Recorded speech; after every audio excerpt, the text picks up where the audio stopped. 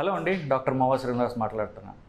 Sugar problem ఉన్నవాళ్ళు, మధుమేహ వ్యాధి ఉన్నవాళ్ళు ఎలాంటి రైస్ తినాలి, రైస్ తినచ్చా వద్దా, తినాలంటే ఎలాంటి రైస్ తినొచ్చు గురించి మాట్లాడదాం. ఇది ఇట్లా చేయకూడదు, బట్ స్టిల్ రైస్ తిని తీరాలి అని చాలామందికి ఉంటుంది.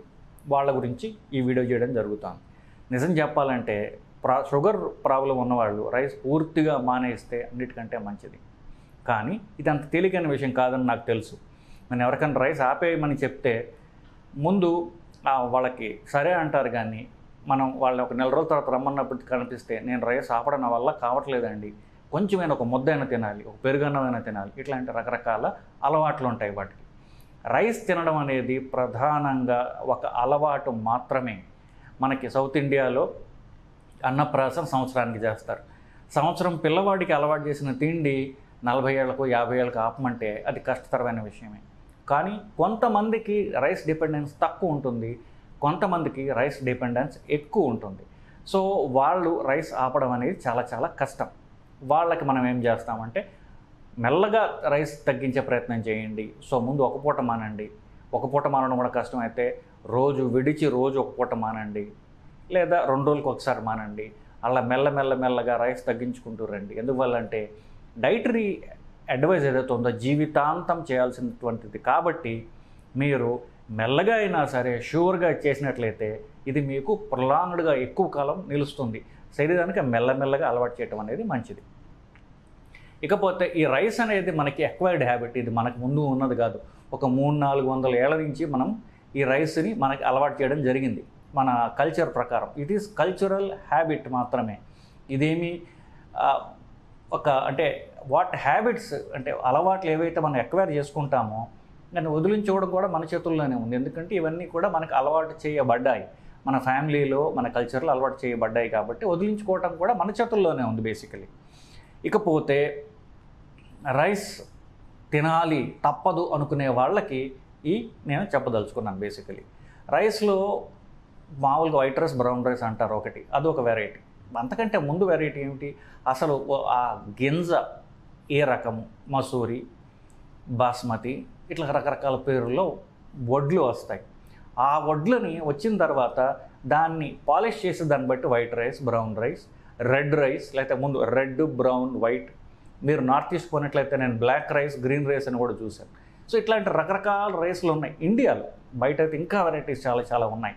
బట్ ఇండియాలోనే అట్లీస్ట్ ఈ 4 రంగులు ఉన్నాయి. వీటిలో చాలా వరకు పాలిషింగ్ మీద ఉంటుంది. ఏ రైస్ అయినా సరే మీరు పూర్తిగా దాన్ని పాలిష్ పెడితే చివరికి అయ్యేది వైట్ రైసే.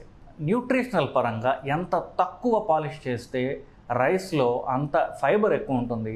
రైస్ కంటెంట్, రైస్లో ఉన్నటువంటి కార్బోహైడ్రేట్ కంటెంట్ అంత తక్కువ ఉంటుంది. సో ఎంత తక్కువ పాలిష్ చేసిన అండ్ ఎంత తెలుపు కాకుండా రంగు ఎంత ఎక్కువ ఉన్న రైస్ మీరు కన్జ్యూమ్ చేస్తే అంత బెటర్. మన సౌత్ ఇండియా వరకు, మన ఆంధ్రప్రదేశ్, తెలంగాణ వరకు చూసుకుంటే బేసికలీ రెడ్ రైస్ కామన్గా దొరుకుతుంది, బ్రౌన్ రైస్ అంటారు, రెడ్ రైస్ అంటారు. ఇది మన పూర్తిగా అన్పాలిష్డ్ రైస్ అన్నమాట. ఇది ఎక్కువ తినలేరు, ఎందువల్ల దానివల్ల ఫైబర్ ఎక్కువ ఉంటుంది కాబట్టి. ఇదే ఇంకా బెటర్ వెరైటీ ఏంటంటే పార్ బాయిల్డ్ రైస్ అని ఉంటుంది, మీకు తెలియదు. అది ఎక్కువ మలయాళీ వాళ్ళు చేస్తారు. సో కేరళలో వాళ్ళు చేసే కుకింగ్ ఎలా ఉంటుందంటే ముందు వడ్లని కాస్త పార్షియల్గా బాయిల్ చేస్తారు. సో వడ్లు పైన ఉన్నటువంటి హస్క్ ఏదైతే ఉంటుందో దాంట్లోంచి ఇంగ్రీడియంట్ చాలా వరకు ఆ గింజ మీదకి వచ్చేస్తాయి. అందుకని అవి మీరు వండినవి చూస్తే మామూలు అన్నలాగా ఉండదు. పార్బాయిల్డ్ రైస్ కేరళ వాళ్ళు తిని చూస్తే గింజ పెద్దగా ఉంటుంది, ఎక్కువ గుప్పిడి కంటే మనం తినలేం. అది best variety of cooking. Rice తప్పదు అనుకునే వాళ్ళకి పార్బాయిల్డ్ వే ఆఫ్ కుకింగ్ చేస్తే బెటర్. అది ఎట్లాగో నాకు తెలియదు, మీరు గూగుల్లో చూడొచ్చు. కాకపోతే రెండవ టిప్ ఏంటంటే ఈ పార్బాయిల్డ్ రైస్ ఏం రైస్ వాడాలి అంటే బేసికలీ ఉన్న వాటిలన్నిట్లో కూడా అంటే గ్లైసిమిక్ ఇండెక్స్ అంటామంటే దాంట్లో ఎంత షుగర్ పెంచే తత్వం ఉన్నదో చూస్తే అన్నిటికంటే షుగర్ పెంచే తత్వం తక్కువ ఉన్నది పెద్ద గింజ ఉన్నటువంటి బాస్మతి రైస్కి.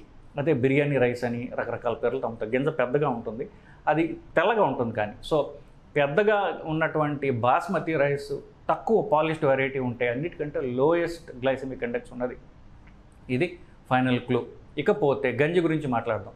ఇప్పుడు మనం వండే కుక్కర్లో వండితే గంజి అనేది రాదు బేసికలీ, కానీ గంజి తాగితే చాలా మంచిది, పూర్వకాలం గంజి తాగేవాళ్ళు అని చెప్పేది ఒక నమ్మకం ఉంది బేసికలీ. బట్ మీరు చూసుకుంటుంటే కర్ణాటకలో, సౌత్ కర్ణాటకలో, కేరళలో వీటన్నిటిలో గంజి తాగడం అనేది బ్రేక్ఫాస్ట్ గంజి తాగుతారు వాళ్ళు బేసికలీ. కానీ గంజిలో ఉన్నటువంటి ఇంగ్రీడియంట్స్ మీరు చూసుకున్నట్లయితే అది అంత తక్కువ క్యాలరీస్ ఏమి లేవు దాంట్లో. మామూలు రైస్కి ఎంత ఉంటాయి, గంజిలో అంతే ఉంటాయి. సో గంజి తాగడం అనేది గుడ్ హ్యాబిట్ కానే కాదండి. రైస్ తినడం ఒక రకమైన రెండింటిలో రైసే బెటరు చూసుకుంటే. దాంట్లో కూడా నేను చెప్పినట్టుగా పెద్ద గింజ ఉన్నటువంటి బాస్మతి రైస్ తక్కువ పాలిష్డ్ అయితే ఉన్న వాటిలో అది అన్నిటికంటే better variety basically. So rice a grain వేసి వాడుకుంటే మంచిది, ఎలా వండితే మంచిది, ఇలాంటివి చూసాం మనం. సో ఎంత తక్కువ పాలిష్ చేసుకుంటే అంత ఉన్నది బెటరు. దీన్ని కూడా మీరు మీ అలవాటు తగ్గించుకోవడానికి, నేను రైస్ గురించి చెప్తున్నాను, రైస్ తినమని కాదు సుమా. బేసికలీ రైస్ తినాలి తప్పదు అనుకునే వాళ్ళకి మాత్రమే చెప్తున్నాను బేసికలీ. సో ఈ రైసు ఎన్నిసార్లు తినాలి నెక్స్ట్.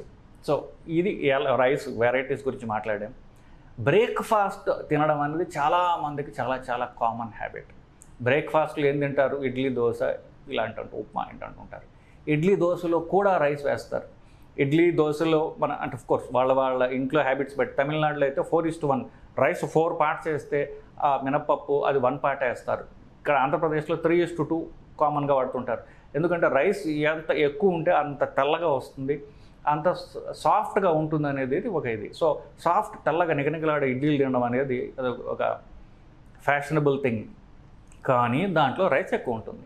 సో బ్రేక్ఫాస్ట్లో రైస్ లేనటువంటి బ్రేక్ఫాస్ట్ తినే ప్రయత్నం చేయడం అనేది డైటింగ్ చేసే వాళ్ళు చేయాల్సినటువంటి మొదటి ట్రిక్. సో బ్రేక్ఫాస్ట్లో రైస్ లేనటువంటి చూసుకోవటం, పెసలు, మినువులు ఎక్కువ ఉన్నవి చూసుకోవడం బెటర్.